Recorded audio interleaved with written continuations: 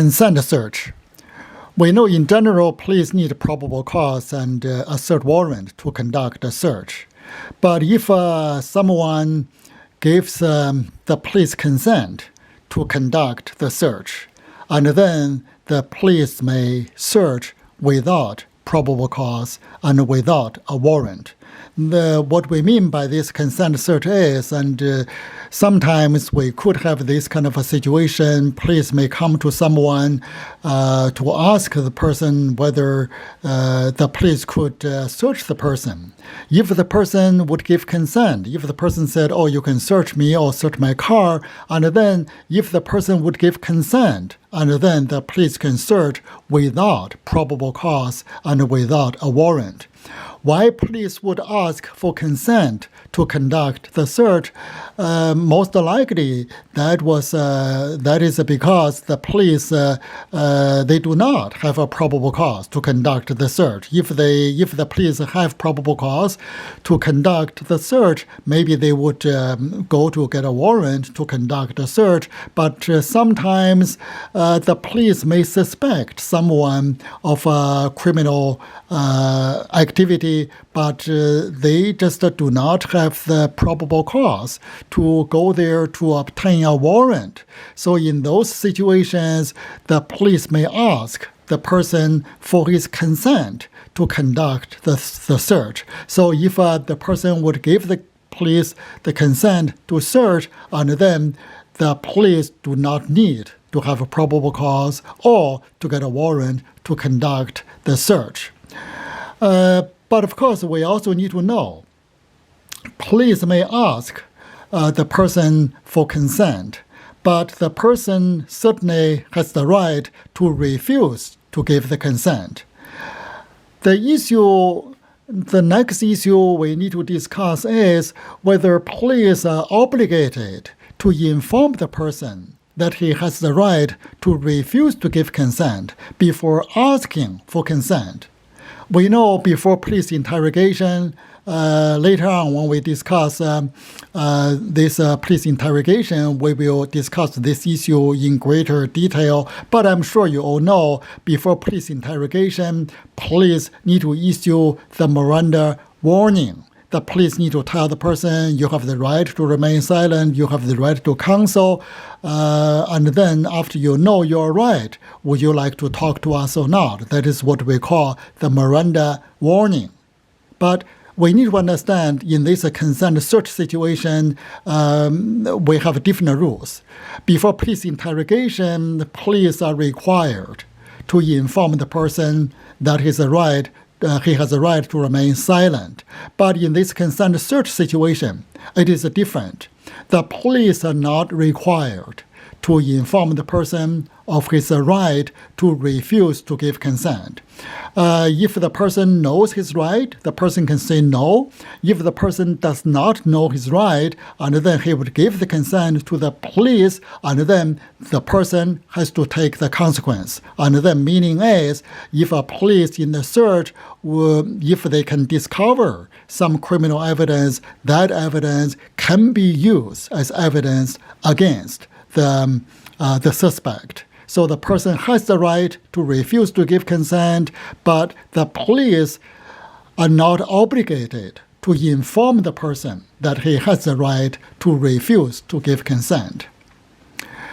In the consent search situation, the most complicated issue is the issue of third-party consent.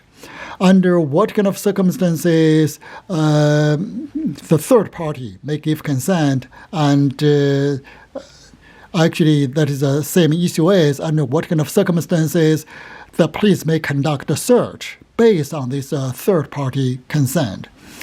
To begin with, we do have this doctrine that is called third party consent. The third party can give consent to the police. If the third party has the common authority over an area, we call that area common area. And then that person can give consent to the police. Because we say if someone decides to share something with with another person, and then we have this issue of the assumption of risk. Meaning is, if you want to share something with someone, you would assume the risk. That person may give consent to search the things you share with another person. If you share a bag with another person, and then you have to assume the risk. That person may give consent to the police to search the bag. So that is what we mean by this third-party consent. But we do need to understand this concept of common authority. The third party may only give consent to the police to search this area over which the party has common authority. So what do we mean by this common authority? And then let's look at this example. We have this, in this case scenario, we have Adam and Bill. They share an apartment. Adam is not home. The police come and ask Bill whether they may search the apartment. Bill gives consent. But it is important for us to know, Bill can only give consent to the police to search common area. What do we mean by common area? Those are the areas Adam and Bill share. For example, kitchen, hallway, bathroom, storage room. If they share, those areas would be considered common area. So Bill would have a common authority over those areas. So Bill can give consent to the police to search these common areas. But Bill cannot give consent to the police to search Alan's room. If Alan has a separate bedroom, and then Bill certainly cannot say you go in that room to search, because Bill in that case would not have common authority over that area. So as to under what kind of circumstances police may, or where police can search based on the third-party consent, we need to examine whether this third party has a common authority over a certain area. So if the third party has this authority, common authority, that consent would be valid. And if the person does not has the common authority over that area, the consent would be invalid. For example, in this case, if a Bill would give police consent to search Alan's bedroom or to open Alan's suitcase to search, that consent would be invalid because Bill would not have this common authority over Alan's personal belongings. So this concept of common authority is very important in our discussion of this third-party consent. Randolph, this Randolph case, Georgia versus Randolph, this case presents a more complicated situation.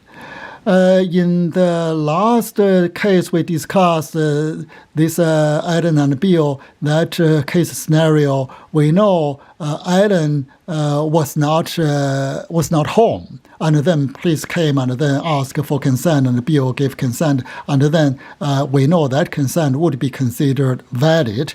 But what happened in this Randolph case was the wife told the police that her husband was abusing drugs, and she also said there were drugs in the house, and then she gave consent to the police to search the house, but the husband was also present, and then the husband refused to give consent.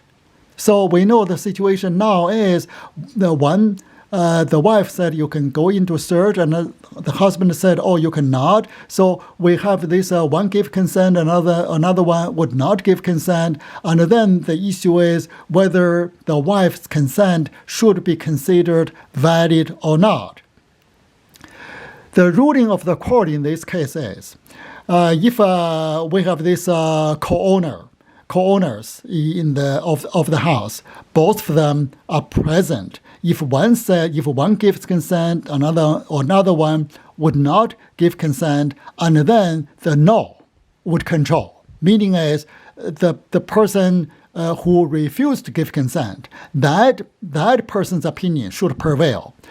Police cannot, based on the consent given by one co-owner, to conduct the search. So if both owners of the house actually are present, and then if one said yes, you can search, another one said no, you cannot search, and then the police cannot enter to search. Police has to take no as the answer as to whether they can search or not. So that was the ruling of the court in this Georgia versus Randolph. But we also need to know this ruling of this case actually is a narrow one. It is not really a broad ruling. We say this because this is the reason.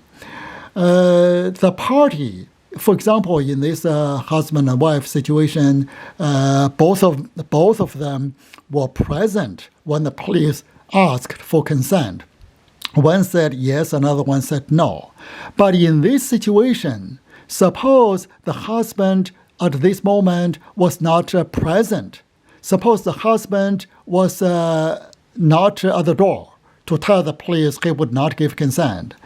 Suppose the husband was in the basement, so he did not know. The police came to the door and asked for consent to conduct the search. And then the wife said, yes, you can search. And then that consent would be considered valid. And then the police can actually enter the house to conduct the search.